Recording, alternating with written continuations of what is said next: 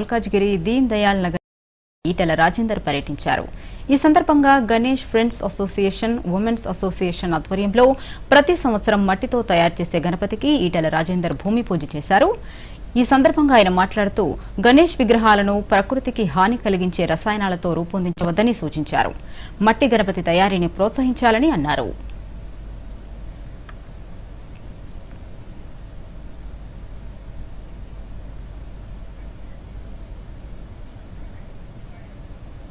Ganesh విగ్రహాలని iron రాడ్లతో ప్రజల ఆరోగ్యానికి హాని కలిగించేటువంటి గణనతో గణేష్ విగ్రహాలను స్టార్ట్ చేస్తా ఉన్నారు.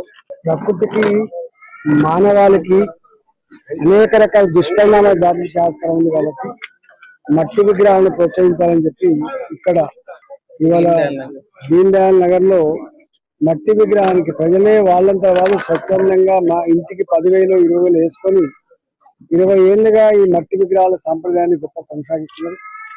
ఈ ప్రకృతిని కాపాడే, మానవాళికి రక్షణ ఇచ్చే, ఆరోగ్యాన్ని ఇచ్చేటువంటి గొప్ప కార్యక్రమాలు చేస్తున్నందుకు ఇక్కడ ఉన్నటువంటి ఈ పాలక మండలికి వాళ్ళకు కృతజ్ఞతలు తెలియజేస్తూ ఈ సాంప్రదాయాన్ని కొనసాగించాలని చెప్పి ఆశిస్తున్నాను.